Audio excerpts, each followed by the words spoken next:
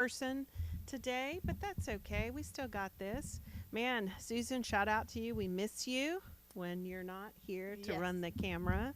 Let us know how the sound is. Yes, everybody chime in and let us know. And also, I'll say, give us some comments. Like if you're here, say hi and maybe a little more.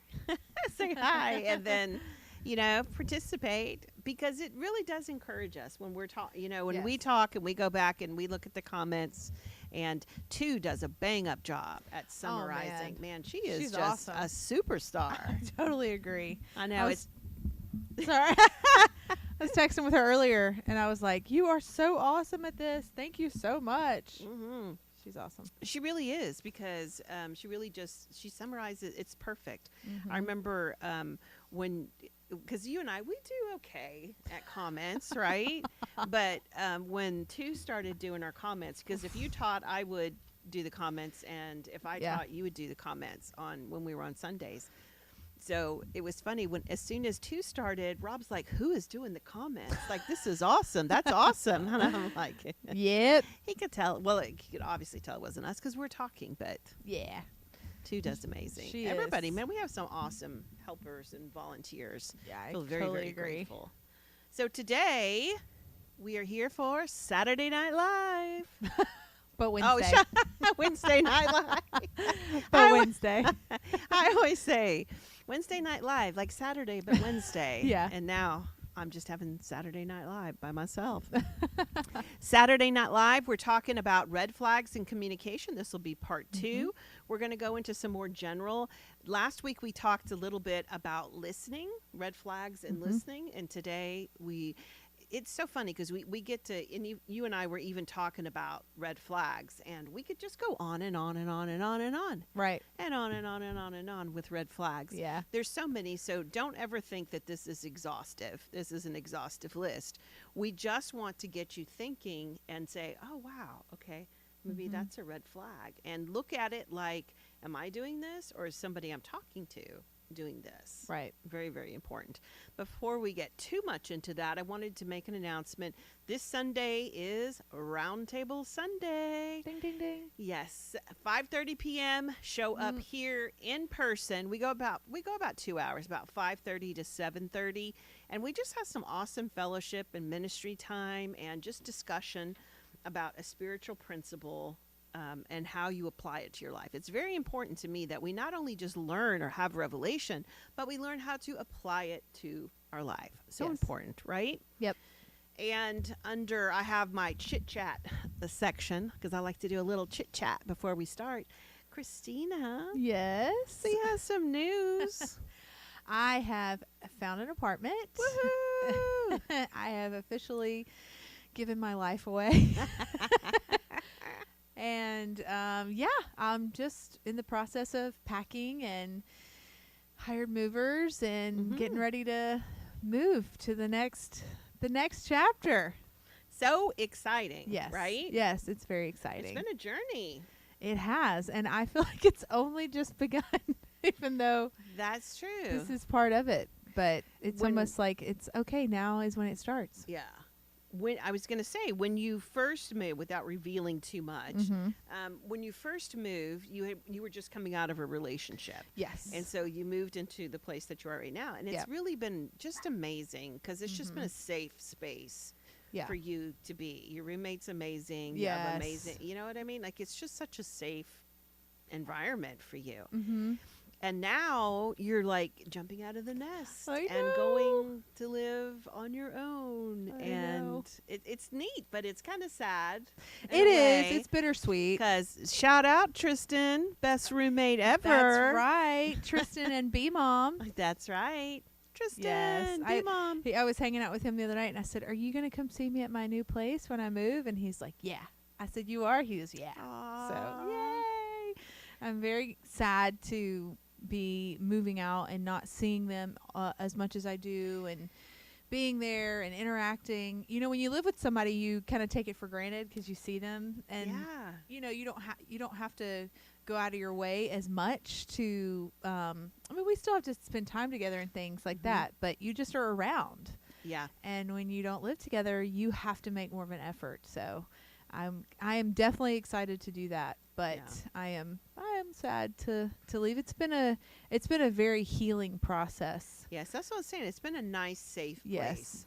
for Mhm. you to Yeah, and to heal. I met you through her, and Exactly. I mean, Thank I you, B. wouldn't, yeah, I wouldn't be where I'm at now if it Yeah. wasn't for her. So Yeah. I'm very grateful for the time that we've had. It makes me feel very emotional to talk about it. I Very know, grateful for it's the gonna be time sad. that we've had together and being in that house together. So Hmm. it's exciting, but Yeah. it's also a little sad. I know So. everything is, I would say, in life tends to be bittersweet. It's like Mhm. there's a sweet part, and when a chapter closes, and obviously the relationship doesn't close, but Right. the season of living there, Mhm. like it's sad because it is different when you live with somebody and then you don't live with somebody. Yeah. Even when I first moved in, we had you were doing Hmm. I don't Bible know, studies Bible there. studies there. I was like, what did we call Bible it? study. I don't know what we called it. I don't Beast know. mode growth group. Something like that. And it's so funny. I'm like, God had to put it in my house for me to go. that is not untrue. Yeah. I was like, I'd have found a way to weasel out of that if I could have at the time. Yeah. Not now. Not Now I now. wouldn't miss it for the world. But But at the time, where I it was at, you were mhm. hurting. I was. You were Yeah. hurting and trying not to isolate. Yes. Yes. Yeah. So it's been good. And Yeah. it's another adventure awaits. It is. It's just crazy when you go back and you think of like all the time where you start at and where you end up. Sorry, Rocco's. Isabella. Isabella. Sonia moved over there and they're like checking out. Did they leave something behind? Is there something that we can snag? Our little thieves here. Mm-hmm. But you know, in relationships, it's just interesting how people meet, how you come together. Aw, there's Parker Man calling me. Aw. Sorry, Parker, you have to send you to voicemail. Aw. Sorry, guy. But in that, I'm just, you know, you've come so far, and I'm so proud of you. Aw. Thank and you. Everything, and I just think B was such an amazing person to take you in. Oh my gosh. And I say take you in like you're a puppy or something. Well, it was a good time for both of us. Really. It was definitely a God relationship. It was definitely like, I think it was an anointed time for us to be together. And but yes, she was very gracious to allow me to move in at a time that I really needed. Yeah. I needed somewhere to go that was safe and Yeah. that would just hold me and carry me through that. And I hope that I've been able to do the same for her. Yeah. Yeah, and Tristan, I mean, I've known him since he was 3. Gosh, I mean, I've known him since he was born. I take that. I don't know why I said known him. I've lived with him since he was 3, and he's like going to be 11 this year. So I really have gotten to witness that. Yeah. You know, his life to this point, and Yeah. it's been an honor to watch it because he's an amazing kid. I love you, Tristan. We love you, Tristan. Yes. Shout out, man. So That's gonna be hard. Yeah. Yeah. How are you doing? Man, I'll tell you, I'm not gonna even lie. I had a week. You have had a week, man. It's so funny. I usually don't have a lot of weeks that are just like boom, boom, boom, That's boom. true. But it's so funny. My husband and I's vehicles, like it has just been one thing after another with them.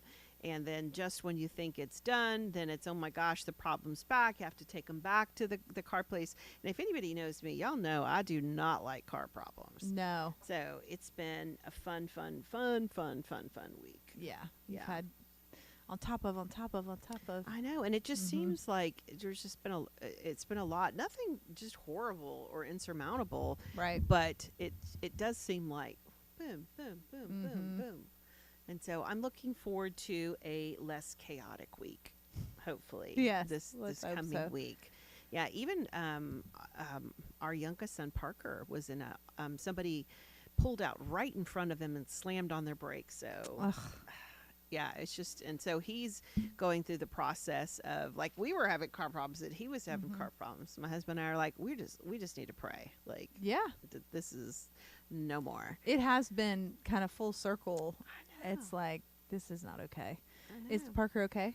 Yeah, he's totally okay. Yay. But just he's upset, Sure.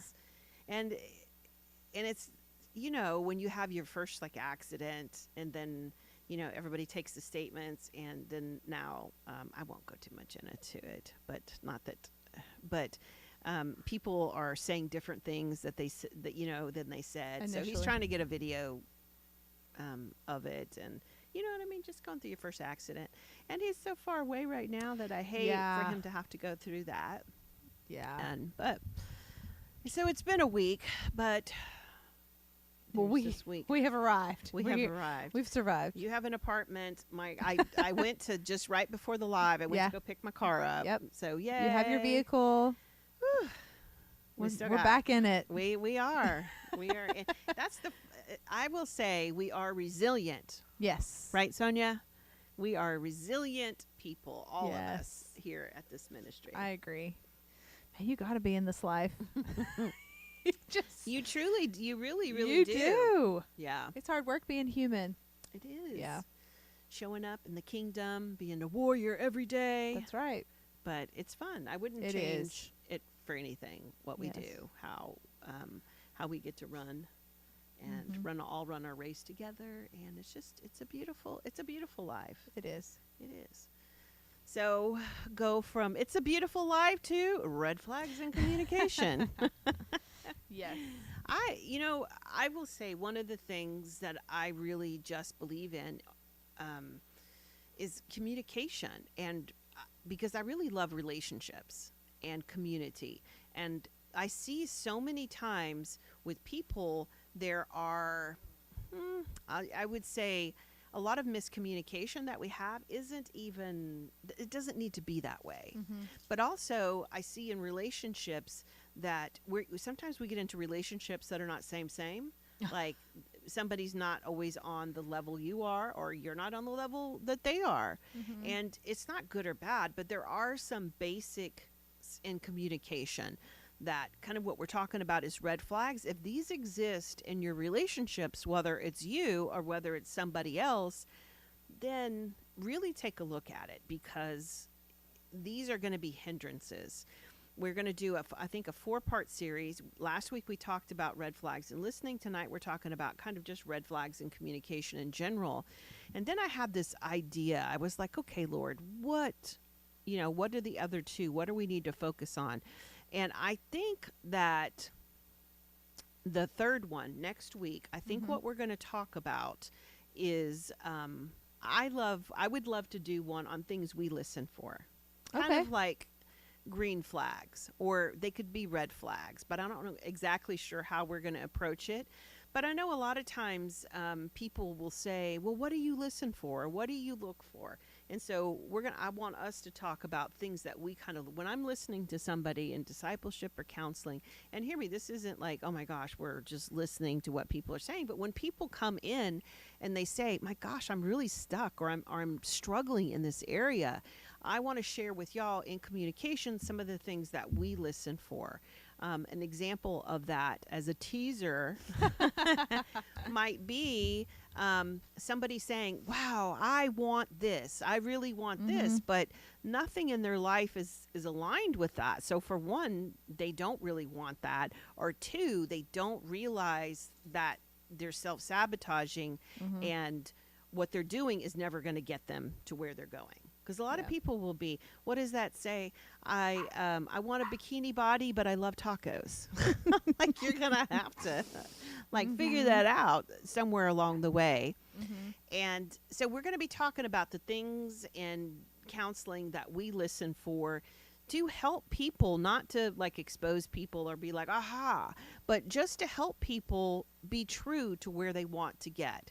Because if you know where you want to go, and sometimes we don't know where we want to go, if we're doing things and what we're saying and what we're doing are inconsistent, these are some of the things that we look for to make those same, so that people can get to where they're wanting to go. If you're wanting to have close relationships in your life and you're an avoidant personality, avoidant attachment style, we're going to have to talk about that a little bit. If you want close relationships in your life and you're scared of vulnerability, we're going to have to talk about that a little bit. If you want close relationships in your life and you don't show up in your relationships, we're going to have to talk about that. So there's a lot of things that You know, people want the sun, the moon, the stars in their life, and you should, but you have to understand what things are detracting from that. So we're going to talk about that, things that we listen for, where we might see inconsistencies in people's lives when they're really looking for consistency. So back to red flags in communication. Sorry, our dog. It's like Rocco and they've come to Isabella, life. they are just like, it's like we just, It's like we go live and they come to life. I know. It's so funny. They're either wrestling, playing, or they're like conked out. But we've kind of been busy today, and it's so funny when we're busy and we haven't played with them a lot, or they haven't got a lot of outside time. Then when everybody gets quiet, they're like, we can do anything we want. So they'll probably appear at some point in the video because they're just being like squirrels and running around. Red flags in communication. Number 1, blame. Ooh. Blame, man. Blame is a huge one. And I want to say, whether you're blaming, there's 2 ways to blame. You can blame yourself or you can blame other people. Either way, you're not taking responsibility for your life. You're not taking accountability. Blame is a way to avoid those things. Sorry. So fun. Blame, when you do that, I would say givers have a tendency to blame themselves, like take on an overabundance of responsibility. Like if somebody comes in and they have negative energy, you tend to think, oh my gosh, are people mad at me? Is this about me? Like, you tend to really turn the blame inward, or I shouldn't have said this, I should have done that. Or if you are an external blamer and you blame other people, that's where you think other people are responsible for your emotions, for your actions. Things like, I wouldn't have done this if you wouldn't have done that. Blaming, and I'll tell you what, in couples counseling, that's a real pet peeve of mine, because it gets frustrating. Like, if my character should stand on its own, 2 things are independent of each other. If I say something ugly and then somebody says, well, you said something ugly, so I'm going to say something ugly. It doesn't really work that way. I mean, it does when you're in a petty relationship, but you have to be accountable for saying whatever comes out of your mouth. We have that a lot in couples, right? Oh, yeah, we do. And people, I mean, you're just trying to release this anxiety or something in it, an emotion in it that you don't want to feel, but that's not going to get you to your end goal if you stay stuck in that. It won't. And it's extremely destructive because it tears down the foundation of your relationship. Really, honestly, if you're blaming, you probably need to come in for a foundation check. Yeah. If people are blaming, because you're just shifting your responsibility. I am responsible for whatever comes out of my mouth. I don't care what somebody says to me. I don't care what somebody does. I am responsible for my actions. Yeah. But we try to play it off like, if you do this, then it excuses my behavior over here. No, it does not do that. Each action stand independent of each other. Yes. I'll ask myself questions like, what do I want my character to be? Yes. You know, it doesn't matter what the other person does, even though I would like for it to sometimes. Yeah. But no, I try to take extreme ownership to the best of my ability. Yeah. Because that's the only way forward. Yeah. Because I will say, and I don't have it here pulled up here, but in conversations, in communications, you always want to manifest the fruit of the Spirit, and it really should. You know, when we talk about character, we talk about what are our end goals with these things. We want to be the face of Jesus, and it's going to take us a hot minute to get there because we have to constantly, you know, Romans 12:2, like we have to be renewing our mind, right?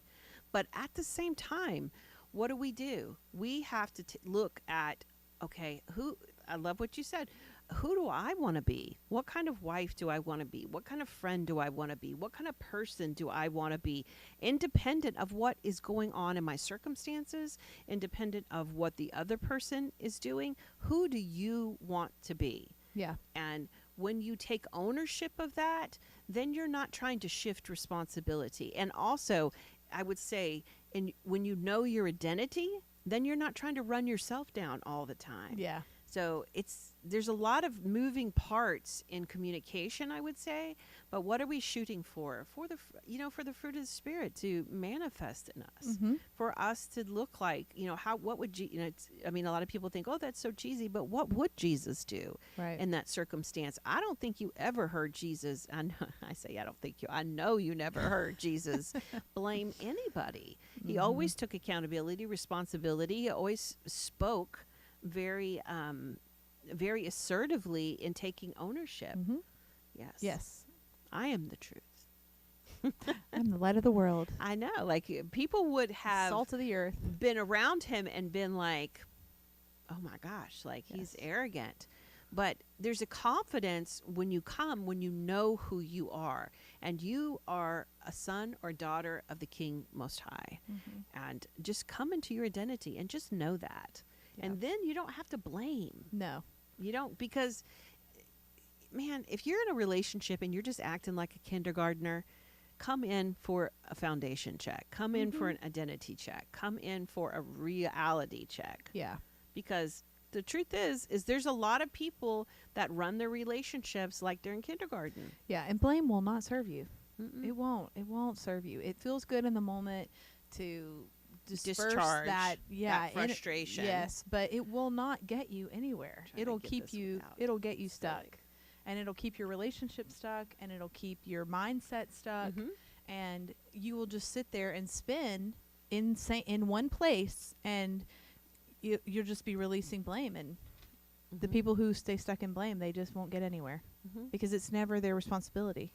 And I'll say there's never a solution. Right. When you blame, you will not go anywhere, and it's frustrating. If you're talking to somebody and you're trying to tell them, like, hey, like, this wasn't okay with me, and they're like, but you, like, Mhm. eventually, if you're have any bit of healthiness, you're gonna be like, done. Like, Mhm. I'm not doing this with this person. Right.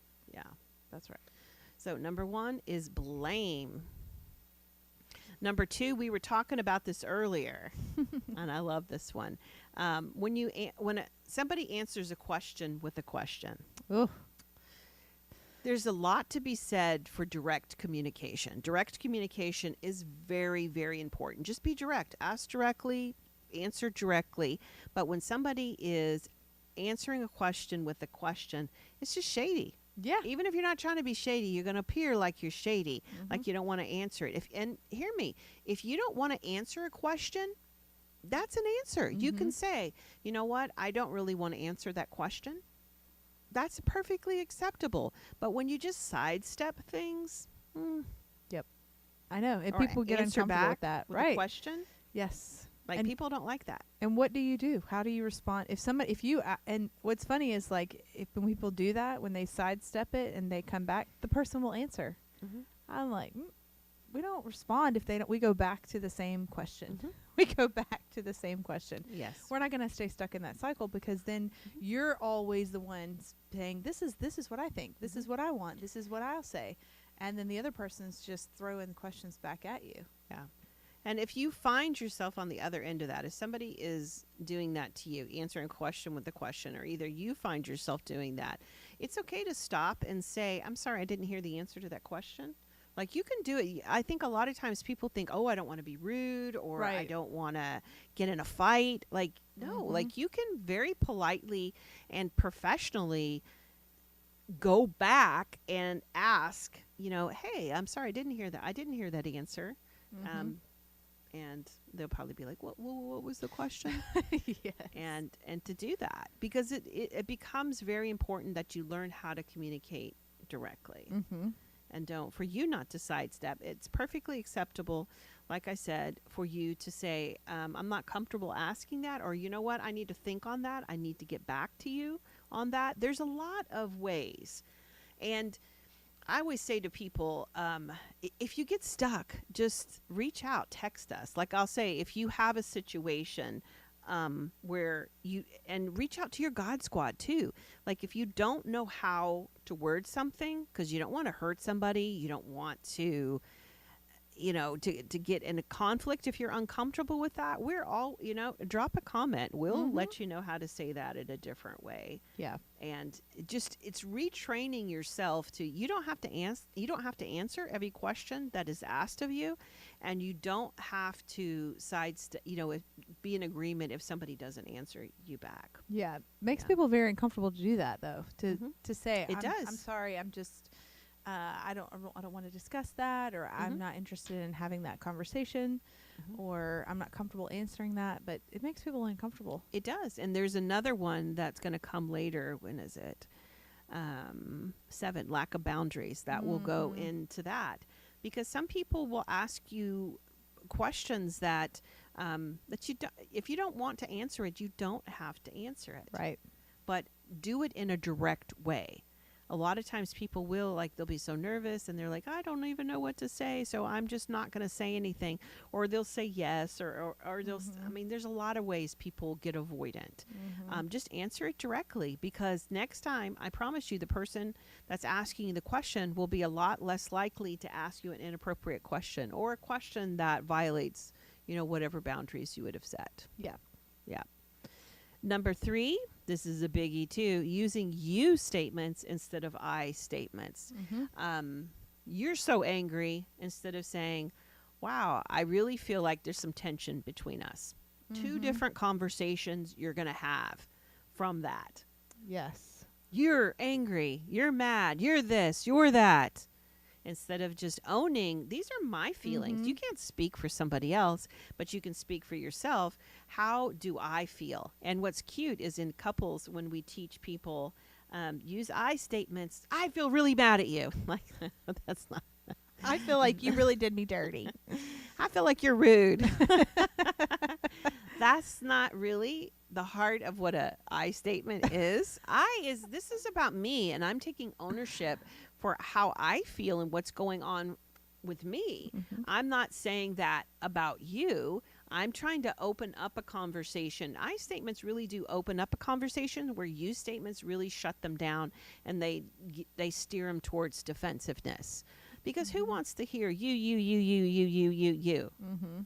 Yeah, I saw a cute video today, actually, of a couple, and they were working through a little, not even a spat, just a normal, typical household issue. It was a suitcase, and he's like, hey, so I see that this suitcase is here, and just wondering what's your plan with this? And she's like, not today. And he's like, okay. She's like, tomorrow. And he's like, okay, I feel fear that you will not do that, and that it'll be in the room for the next 2 weeks.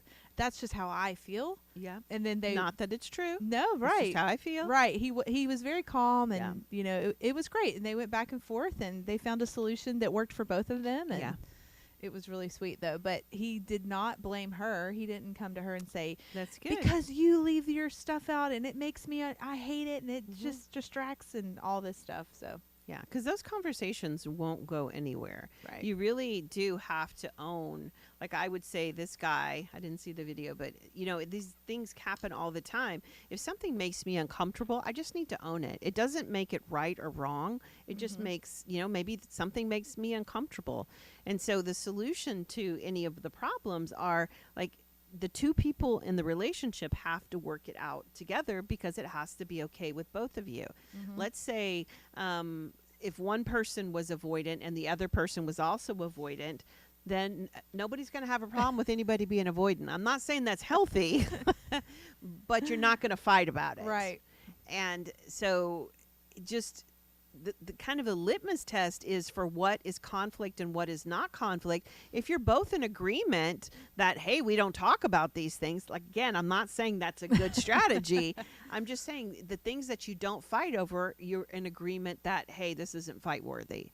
But where we tend to have conflict is we are attracted in our platonic relationships and other relationships to people who balance us. So there's going to be those conflicts, because what makes me comfortable probably makes the other person uncomfortable.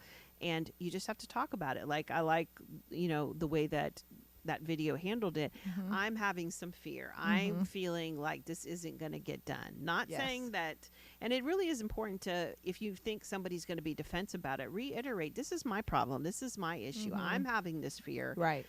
It doesn't make it true, Mhm. but could you speak into that? Right. And sometimes we just have to ask for what we need and ask, like, I just need to talk about this for a minute. I just need some reassurance Mhm. in this area.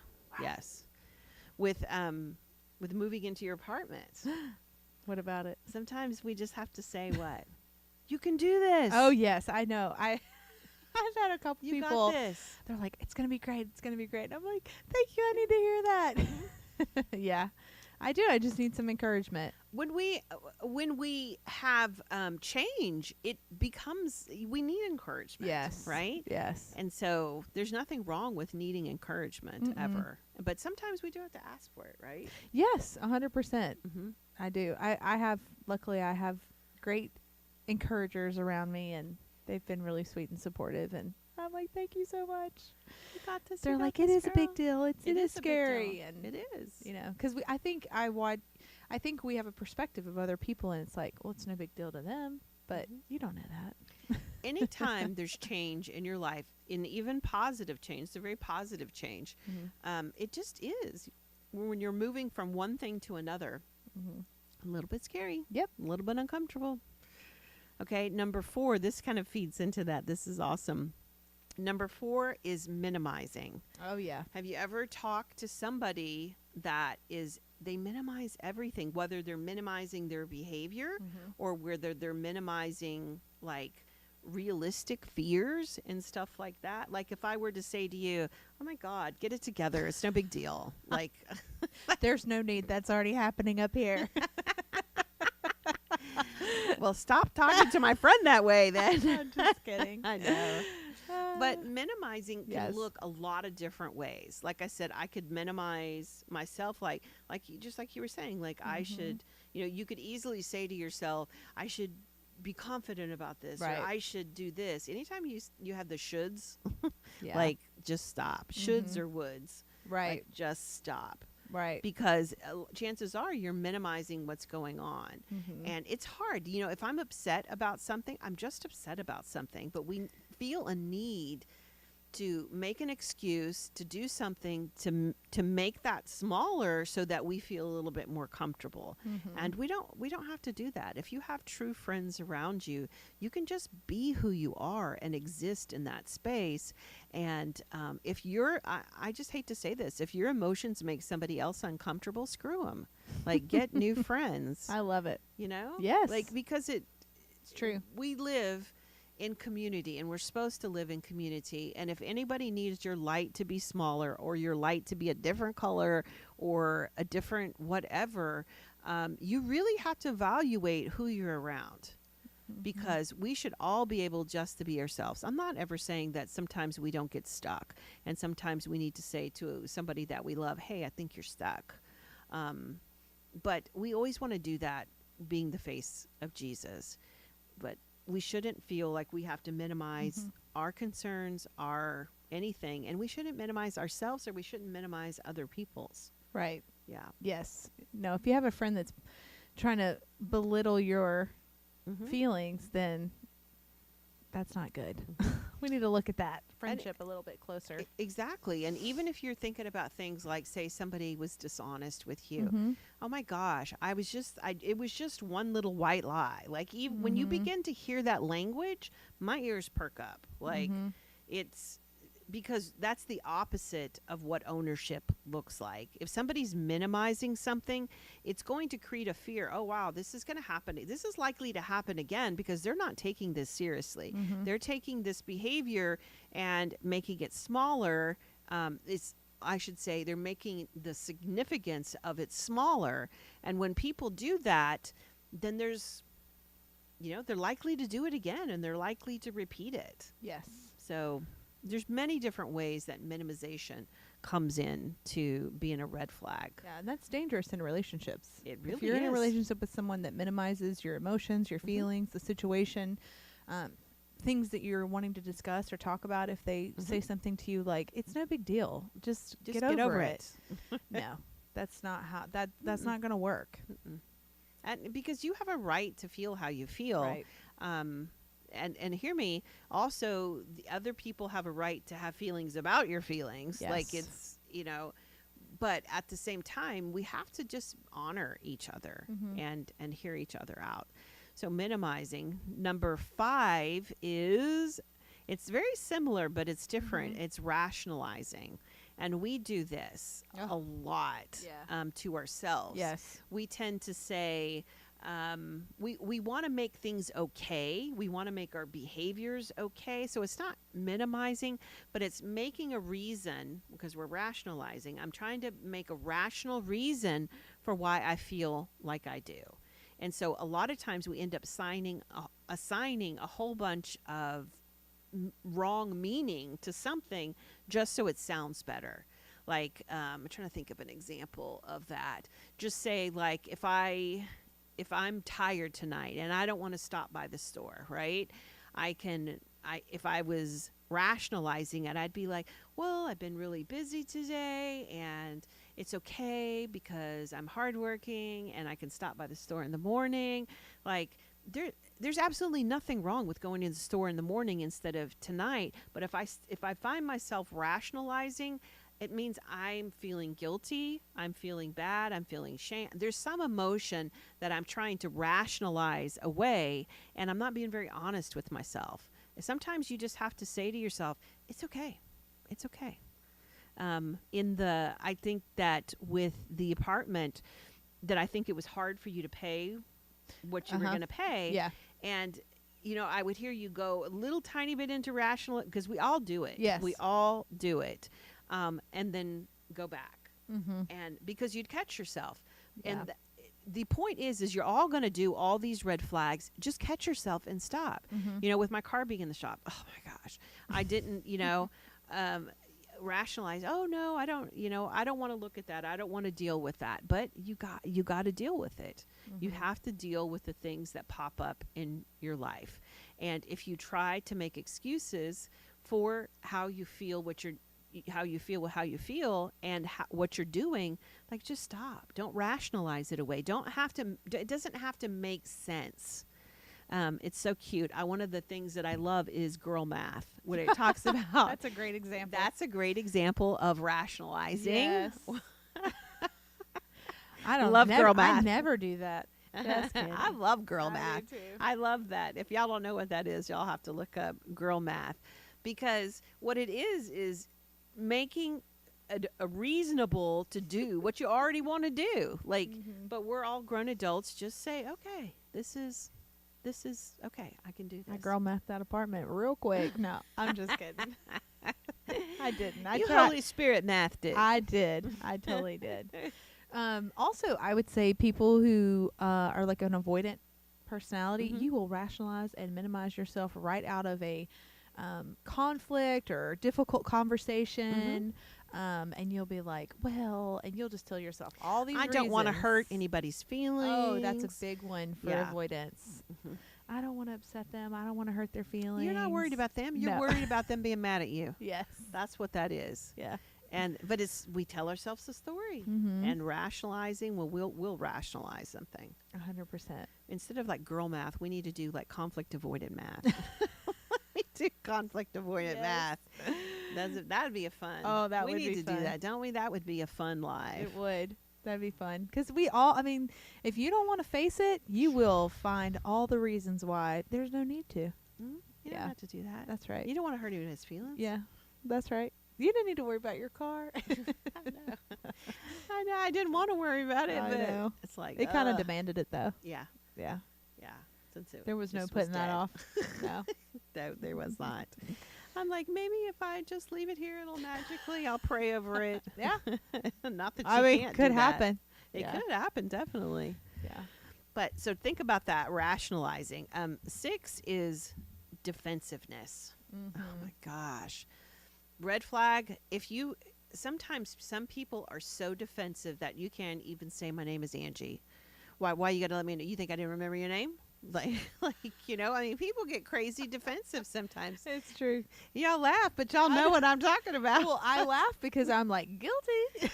I mean, yeah, when your feathers are up, I would say, Yes. yeah, it's easy to get defensive and not even hear it. No. And as soon as you get, and everybody should listen for their level of defense. As soon as I get defensive, I really do. I try to say, okay, hold on a minute, and just say, what am I defending? Because if you're doing it, don't say that to, if somebody else is being defensive, don't be like, oh, hold on, what are you defending? Like, no, that's not your place to do that with them. But for yourself, what am I defending? Because if you get defensive, there is an idea that you feel is being challenged that is important to you. And you can tell it. You can't talk to a defensive person. You can't say anything. Because they will make it all about them, and you are attacking them. Yes. Oh. And they will defend Mm-hmm. mightily, irrationally, yes. even. You can tell somebody a story. Hey, I was at the mall the other day, and I found this amazing blouse, and man, I paid too much for it. I don't overspend. So you'd be like, I was talking about me, and I said I paid too much for this. You're just pointing out, like, you think I spend too much. You weren't even in the conversation. Yeah. And you never really crossed my mind. I know. When you have a defensive person, and if you have that, if you're living in a state of defense, that is miserable for those people. Yeah. Well, I tell you, and I love your example you'll use sometimes about a chair. Yeah. Like if somebody calls you a chair, forget it. I you don't care. care. They're not going to defend that. You're not going to be like, because you don't believe you're a chair. Right. But let somebody say something about a false belief you have. Yes. You will see your defenses come alive. Trigger city. Yes. It's like, yes. like you will defend it. You don't. If there's no part of you that relates to that, if there's no button in there to push, if there's no trigger to be activated, you will not get defensive because it doesn't relate to you. Somebody could say something really ugly to you, and you'll just be like, "I'm a chair." Yeah. Like, you might as well just called me a chair. Yep. If you know that's not part of your identity and who you are. Exactly. Doesn't mean it can't still hurt your feelings, but you won't try to defend it. No.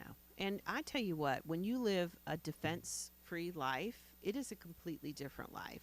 If you constantly have to feel like you're defending yourself, especially in your close relationships, man, you got to get a new God squad. Oh, that's true. That would suck. Yes. It just would be terrible. Absolutely. To have to be constantly defending yourself, or feeling like you have to, or talking to someone who's defending themselves. Because how many, sometimes with defensiveness, it will pair up with somebody that's highly critical. And if you find yourself defending yourself, explaining yourself, all that kind of stuff, there's nothing wrong with explaining yourself to somebody who's you're having a conversation with, a dialogue. It's a back and forth. But if you're trying to defend yourself, forget it. Because if somebody wants to believe negative about you, there's no amount of defending or cajoling or just saying, hey, this is my heart, that will make any difference. If somebody just wants to believe that way about you, they're just going to believe that way about you. Yeah. And I will say, if you find yourself being defensive, you're not teachable. Like, when you are in that mode, it doesn't mean you're not teachable ever, but when you're in that mode where you're being really defensive and your dander is up, you're just not teachable in that moment. So where are we going to go with Nowhere. this conversation? A fight. Right. If we have people come in and they get very defensive, there's not a student in the room anymore. Yeah. There's a lot of people, because another thing that goes along with defensive-ness is you get the spirit of offense really fast. Like, everybody's offending you, everybody's against you, and that there's nowhere to go with that. And if you notice, on all these red flags that we're talking about, what we're really talking about is a fixed mindset. Oh, wow. That's true. Yeah. I didn't catch that, but that's very true. When you have an open mindset, you're going to be green flag city. And if you have a closed mindset, you're going to be red flag city. Yes. And it's just, mindsets are powerful. Like, it's your set way of thinking.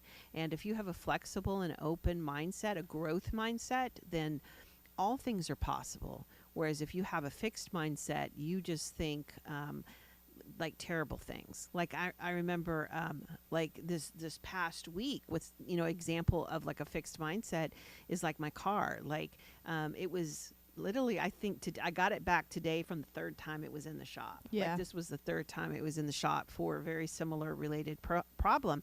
And the first couple problems were expensive. They were very expensive. Mm-hmm. And this last time I remember thinking, oh, and I said, no, Angie, just stop it. Because I'm not going to have a fixed mindset that it's going to be a ridiculous costed repair. Because for one, God is my source. Whatever it is, it's going to be covered. But at the same time, why it's just as easy to believe that it's going to be a nothing repair as an expensive repair. And so we get locked in to those ways of thinking. Think about it. The next time you get into like fear, or you get into like that fixed mindset, just you can get yourself out so fast, because we all have a fixed mindset in some areas. The point is that we catch it. Yes. Yeah. Like cold season. Everybody's catching a cold. Oh my gosh, I know I'm going to catch it. No, you're not. You don't know that. Like, you live in the presence of Jesus every day. Mhm. Every day you're in the Mhm. presence of Jesus. Like, boom, it's gone. Yeah. And just adjusting what your mindset is towards things is huge. Yeah, I think it's the unknown that's so uncomfortable, like Mhm. that. Like, you can't have a fixed mindset that it's going to Mhm. be expensive. You can't have a fixed mindset that It's it's going to not. be inexpensive. Yeah. You have to live in the discomfort of the unknown, and that Mhm. you have to have a mindset that's like, I don't know what's actually going to happen. No, but I'm going to be able to deal with either one. Right, and the There Lord will be a provide. solution. Yes. There'll be a solution either Yes. way. And that's a good point, because we do get scared of the Mhm. unknown. Yeah, it's very comfortable space to live in, because Yeah. we don't know what to do with our thoughts, with our Mhm. mind, with our plan. Yeah. Because we 'Cause- like to plan. Yes, and growth mindset doesn't mean you know the answer. It Mhm. just means that you're open. You have an open mindset towards whatever the solution is going to be. Yes. Yeah. Yeah, and it is. It's the uncomfortable space of the in between. Yes. Welcome to faith. I noticed that a lot with Mhm. looking for the apartment. I'm like, Yeah. I'm just gonna have to sit in this in between Because you don't during know. this process. Yeah. Yeah. And we just have to. Mm-hmm. So, or we don't have to, but you're going to be miserable if you don't. So, number 7 is lack of boundaries. We touched on Mhm. that a little bit earlier. If you're talking to somebody, or somebody's talking to you, and there's a lack of boundaries, I don't know where I end and somebody else begins, or vice versa. And you have to say to yourself, like, when somebody's, have you ever been talking to somebody and they're just shooting a question at you? Just like, do. Like, you can say, hey, wait a minute. Like, you are in control of your space. You really are. You can't control what they're going to ask. You can't control, we talk about it all the time here, things you can control and things you can. One thing you can control is the pace at how you're going to respond to something. Hey, wait a minute. Somebody can shoot a million inappropriate questions at you, but you don't have to respond. You don't have to answer. You are in charge of your space. And you can say to them, I'm not comfortable answering that, or, hey, I need to slow the pace of this down a little bit, or I need to think about this. I need to process this. And that's okay. But we think that we don't have permission Mm-hmm. to, like, just because somebody asks something doesn't mean you have to answer it. Yes. And- And just because they ask you to do it doesn't mean you have to do it. Nope.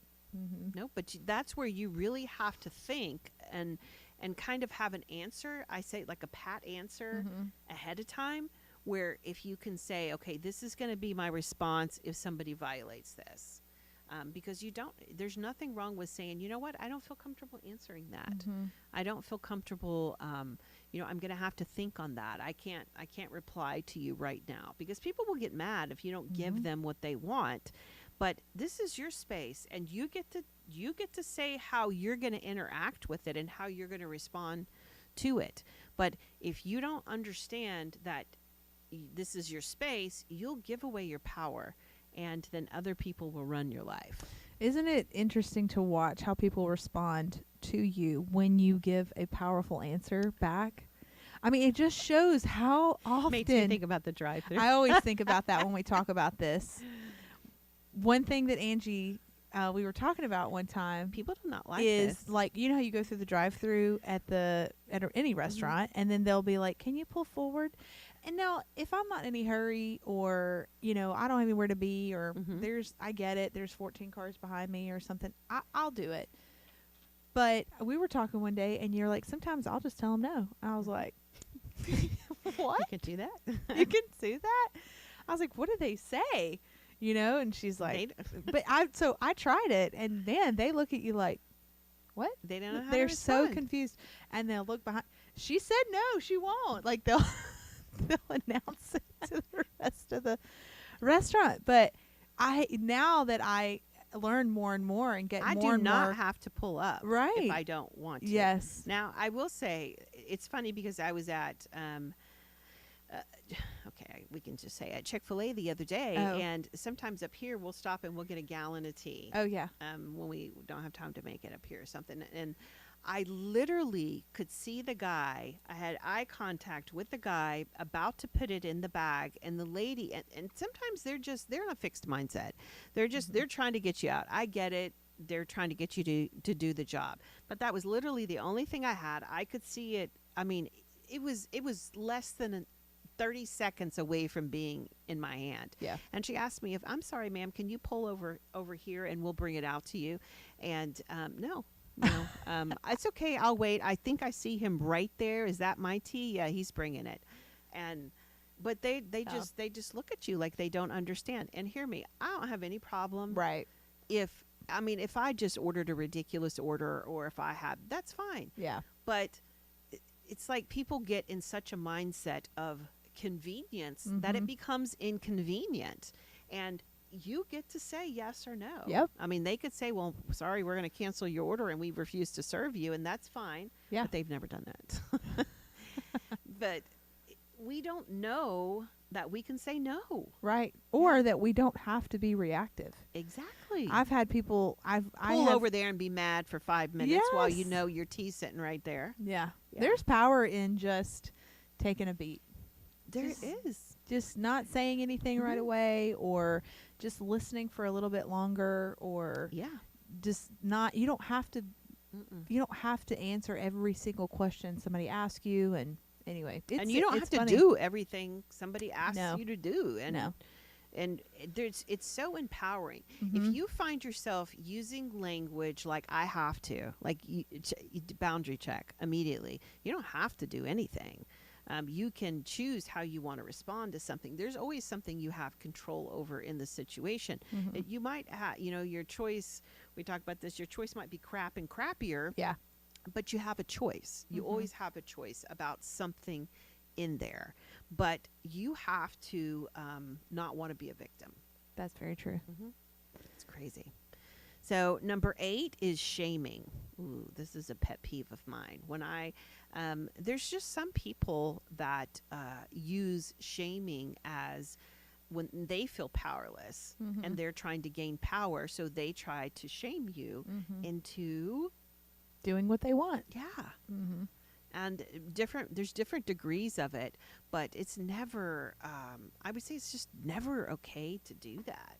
And if Yeah. that's where it's so important that you need to know your worth, because if you know your worth, I've literally said to people, I'm sorry, are you trying to shame me? I'm sorry. Did you say, what was, and there's a lot of different ways when somebody is trying to shame you that you can point it out. You can say, I'm sorry, what was the motivation behind that statement that you made? What was the meaning? What are you trying to get me to understand? And man, people don't like that. Like when you point out. But you know what? If somebody is shaming you, let's point it out. You don't have to point it out in a way of like, why are you shaming me? But just say, like, I'm unsure of why you asked that question. Could you clarify it for me? Yeah. There's What a did you million mean by different that? polite ways to ask about, like, and not even necessarily ask, but to say, excuse me. So, can you think of some shaming statements like you would have in a conversation that would be like, "Oop, they're trying to shame me"? Because I don't think a lot of people recognize it. I don't, and it's hard, I think, to give an example because Okay. it would be personal. We can give some examples, but any time that you feel shamed, what I would say, a great approach is to say, wow, if I feel it, is this person trying to shame me or are they not? Because you know what I mean? Sometimes like we can get triggered. Yes. If you're not triggered and you have to ask, wow, was that shaming or was that not? And if it's somebody that is a trustworthy person, by that I mean like they're for you. Then chances are no, there's a miscommunication. But if you feel shamed and it's somebody that is has not been for you, just trust your gut on that. Just saying like because people can be so passive aggressive with it is what I'm saying. Sometimes if somebody comes out and overtly says like says something very shaming, like I'm trying to think, I can't believe you're moving. Yes. Like that, like, I would say like if that's what you want to do, yeah, that's and so that would be, and it's ridiculous anybody would say that about your moving, but there's a condemnation in how people say things. But sometimes, so a direct thing we see coming at us, and that's very easy to handle. But another way to do shaming, I call it undermining. And just think about, like, you can chop a tree down or you can hack away at the soil around the tree. Yeah. And so just little comments like, oh, wow, you're moving? Like, it's not an aggressive, oh, wow, well, I hope it goes well. Like, yeah, that tone. I know that it's not, I didn't say it. I mean, I Right. said, I hope you do well. Right. But that's not what I said, and that's not what I would mean. I mean, I do hope you do well. I You will. know. I know you will do well. Yes. But so I hate to even use that as an No, example. I get it. I think that's a really good example. It can sound like, because when you go back and you play it in your head later on, you're like, well, what did they say? They said they hope I do well. And you're like, well, what's wrong with I hope? You know what I mean? Somebody could say something, but the tone of it be undermining. Yeah. And if somebody is always, if you walk away from somebody and you're always questioning, like, what Was did they that s- a comment? Was it? Was it a not? compliment? Yeah. Because that undermining is a form of shaming, in my opinion, is what I would say. And it's very, very dangerous. More so, like I said, anytime you put shame on somebody, we've talked about before, like shame is a very, very low frequency emotion.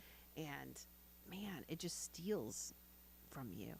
And if anybody around you is trying to put that on you, just run. Run like the wind. Seriously. Super run. Yeah. And so just watch if you feel like, and I say more so than shaming, like some people, like everybody sees that again, but the undermining, watch for the undermining, because that's what I think really, really gets us. And you'll hear it because you'll walk away being like, did they mean that? Did they not? You know? Like say if you got a blouse and your blouse was on sale, you're like, somebody says, oh, that's an interesting choice. Did you mean to do your hair like that? It's like, that was a bold choice. It was a bold choice. That's a good one. So what is the heart behind it? An undermining person will say things and not say things. And that kind of mixed message in there, which is another thing we're going to talk about in just a minute, gaslighting. That's an easy way, with undermining and stuff like that. So number 8 is shaming. Number 9 is comparison. Oh, a red flag in comparison. Yeah. If you find yourself constantly comparing yourself, or if you are in conversations and somebody is constantly comparing yourself, say like if you're at work and you're working on a project and they're like, well, Johnny already finished his. Like, well, good for Johnny. Like, you know what I mean? When people compare, what they're really saying is, for one, I cannot communicate directly. And then 2, they're saying there's something wrong with you, but I just won't say it. But when you compare, they're not comparing usually the other way. You're down.Ere comparing you down. Yeah. And that sucks. Yes. Yeah. Yeah, I think, we can find it anywhere. But when you talk like that, we talk about it, I think about like parenting. Oof. I mean, With siblings. gosh. Well, yeah. Well, with siblings, but I even think like when you're a new mom. Like there's so many things that you can use. Sorry. Yes. To compare Absolutely. with that. I remember, when my boys were little, I always stayed home with them. And when they went to school, then I went back and did ministry and school and things like that. But I remember, so I was a stay-at-home mom, and I very much believed I wanted to give those 5 years and pour into them. But I heard one stay-at-home mom call kids that went to daycare, and they called it a day orphanage. Oh my gosh. I know. I was just like, that was just disgusting to Yeah. me. For all to mom shame. Yes. Being a mom, and you know how hard it is to be a mom. And I remember when I heard that, it just made me so mad, because I would never think of it that way. There's so many women that, for one, choose to work or need to work, and just for one mom to shame another mom about their childcare choices is ridiculous. Yes. But we do that comparison like that. That's shaming and comparison, and like lack of boundaries, defensiveness. Like there's so many things. All the red flags. Yes. And that's funny, because that we're talking about that. Usually it's just not one red flag. It's usually like you can throw 6 red flags on that play. Yes. Yeah. Yes. Yeah. And people will just keep swimming right on past those red flags. Oof. No. Take note. Yes. Take And note. address them as they come up. Sometimes like I said, we all have red flags, and maybe we don't know. Maybe we're not educated in that area. We don't have an awareness, and somebody on the outside can see. Even if somebody, you can tell whether you have a growth mindset or whether you have a fixed mindset. If somebody says, hey, I just wanted to say, this has come up a couple times and I just want to talk about it, and they point something out, and you're like, no, like that, you have a fixed mindset. But if somebody wow, I never really looked at it that way. And sometimes we can have behaviors that we don't see accurately. And so we are dependent on people that are for us, not people that are against you, not underminers, but people are for you to say, hey, I see this and I think it's hurting you. Yes. Really big difference. Yeah. But we're all going to do things that are not the best version of ourselves, because we're learning and we're getting a kingdom mindset, and we're trading our earthly mindset in for it. Number 10, gaslighting. Woo! That's kind of become a popular term with narcissism and stuff like that. But gaslighting, I would if you distill it down, there's a lot of behaviors, I'd say, that go under gaslighting. But just ultimately behaviors where somebody's trying to make you doubt your own reality. Like if you say things like, "Oh my gosh, I just love this dress," or "I love this blouse." Yeah. There's a lot of different ways to undermine. And that's why I say gaslight is just a huge category. But if you think about it, like I said, just if somebody says something and it causes you to doubt your thinking, doubt what's happening, doubt your circumstances, and that happens on a consistent basis, I'm sorry, you're being gaslit. Yeah. If you say, say your spouse comes home late and you're like, wow, I didn't know where you were. I was worried. Like, what? You're just trying to control me? That's gaslighting, because you're bringing up a completely valid point and they're trying to dismiss that point, and not only that, turn it back on you. So there's a lot of different ways, and gaslighting isn't just in romantic relationships. It can be in friendships. Let's say you have a friend and you say to your friend, wow, I feel like I reach out more than you reach out to me. What? I can't have other friends? Ooh, you just got gaslit. And then reevaluate that friendship real fast. Yeah. Because gaslighting, like I said, it causes you to, maybe I do have a problem. Maybe, that wasn't a valid point. And so you don't want to be in relationships where you feel gaslit. Right. You think of any examples of gaslighting? No, I was just trying to think of stuff like that when you were talking about it. I can't really think of anything in particular, but it can be very subtle. And I think that's the biggest thing that people miss. I think there's times where, gaslighting is very obvious. Yeah. But it can be very, very subtle. I know there was a a video I saw not too long ago where a woman got pulled over, and as soon as she got pulled over by the police. As soon as she did, she took her seatbelt off. Mhm. You know, you put your car in park, you take your keys out. She took her seatbelt off. It's just kind of a natural Yeah. thing. And so the cop comes up and he's like, I pulled you over because you took your seatbelt off, or you didn't have your seatbelt on. She's like, I did. She's like, I can go back on the video Yeah. and show you, but I mean, a cop could have easily convinced her she didn't have her seatbelt on. Yeah. That kind and of so thing. I would say, when you think of gaslighting, it causes you to doubt yourself. Yeah. And on a consistent basis. Mm-hmm. Yeah. It's not like you question, like you're like, oh, did I do that? Did I not do that Mhm. in a healthy way? Right. It's like it undermines and creates like a doubt within yourself, and it really erodes your Yeah. self-confidence. Yes. It really does. Number 11 is judgmental. Ooh. Judgmental. That's not fun. No, it's not. Nobody wants to be judged. And this goes back to like the blaming, the shaming. Like I said, there's always usually more than one red flag when there's one. But when Mhm. somebody's judgmental, there's a difference between observing and judging. I can witness something, I can observe something, but when I put personal judgment, when I put personal assessment with it, becomes a completely different thing. It's kind of like we were talking about with mom shaming. Oh yeah.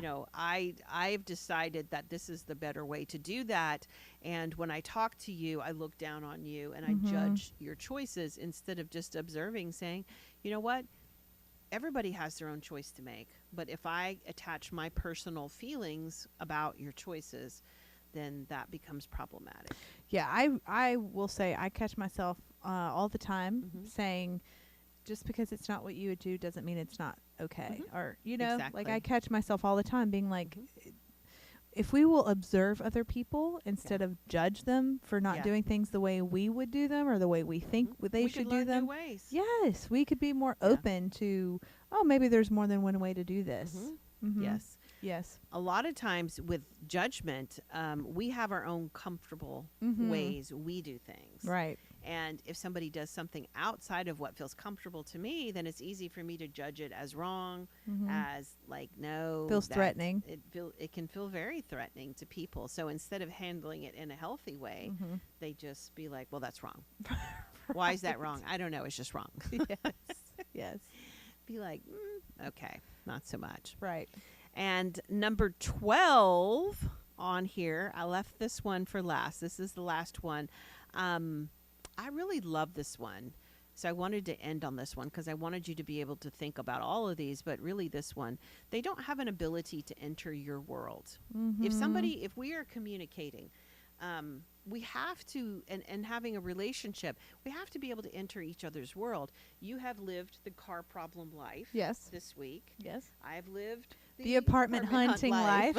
That's right. because if I'm going to enter her world, Mhm. then it's all about her. Right. Like it seems funny to say it that way, but think about it this way. If you went to a different country and you follow their customs, Mhm. you follow their rhythms, you enter that person's world.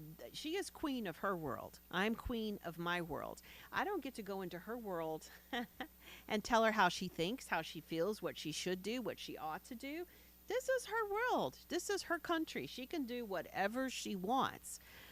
So there is a respect and an honor when you enter somebody's world that sometimes I think we just forget about. Yeah. Like, and yours, one of the things I constantly, like, you would ask me my opinion and I would Yes. say, well, I don't know what God's speaking to you. Like, Right. there were a couple things where you were saying, what about this or what about that? And I would say, well, what did God speak to you? Right. Or, because in my world, it might mean one thing, Mhm. but in her world, like, we have to go off that this is her world. Yes. And so it becomes completely different. But we don't ever honor. We do, but a lot of Yeah. people, when they're talking, don't honor that. Yes. Like for car problems, you know how stressful. Anybody Yeah. knows me, car problems are majorly stressful. I have Mhm. trauma around car problems. Yeah. So you're kind when you enter my world Mhm. about car problems. You're not Yes. like, suck it up, just deal with it. No, it's You're- stressful. Yes. Yeah. And so always when you enter somebody's world, when you want to connect with somebody, when you have an ongoing relationship with them, enter their world. Look through their eyes.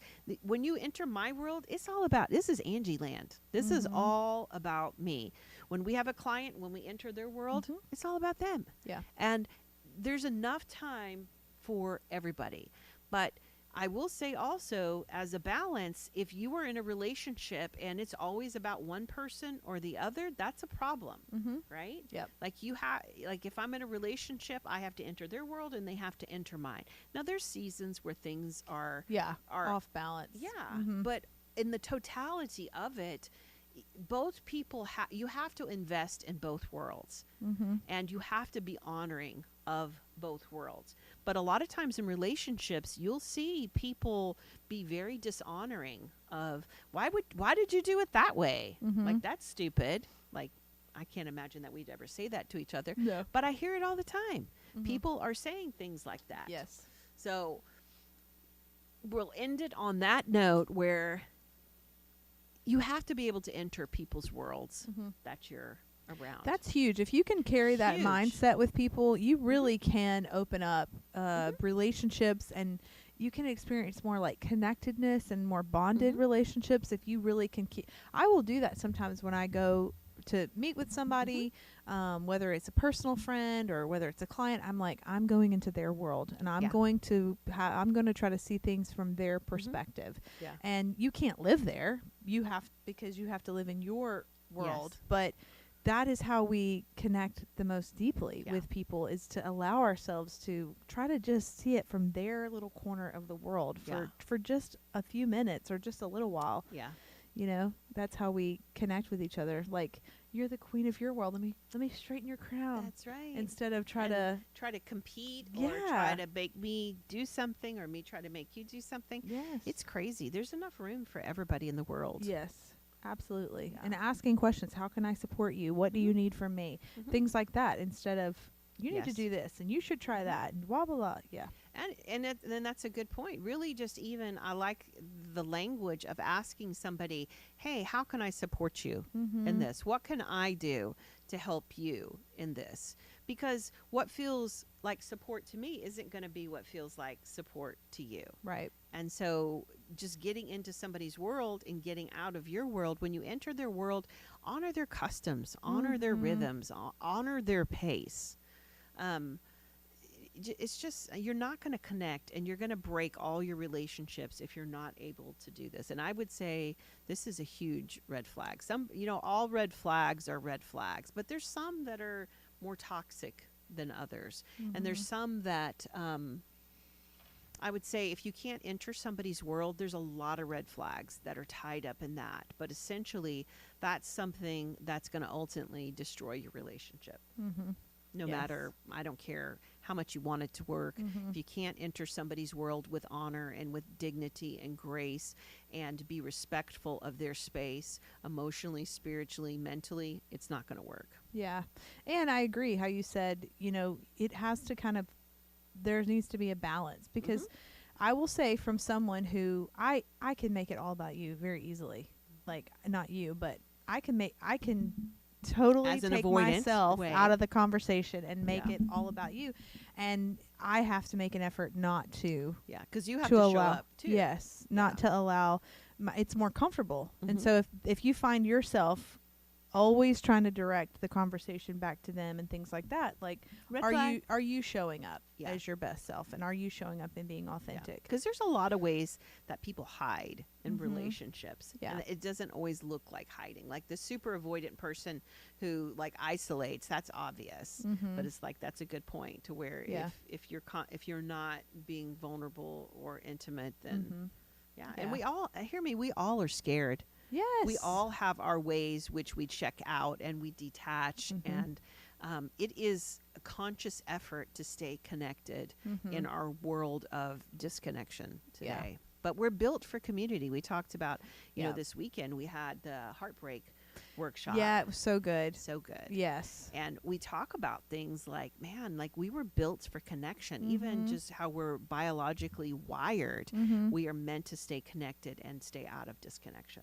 Yes. So we will end with that. All right. And, you just, man, I just would want to bless everybody with an upgrade in their communication. There's so many things that people feel isolated over, lonely over, detached over, that feeling of not feeling like everybody, like you have community or you have people to run with. That is heartbreaking and Yeah. it's lonely. So there's so many things that you can do to stay connected to God, to stay connected to yourself, and to stay connected to community. Mhm. And just, I said communion, but communication is a form of communion It with is. people. So let's just pray, and then we'll be out. Dear Lord, we just humbly come before you. And as we come before you, I would just thank you, Lord, that you would put on everybody's heart to stay connected, to stay in communication. Lord, I just thank you that you give everybody a special anointing to look into the lives of people that they love, and that they would be inquisitive, and that they would be curious, that they would say, no, I want to make these efforts. And Lord, that you would make the solution to however they need to connect with people, Lord, that you would just make it readily available to them. In Jesus Christ, amen.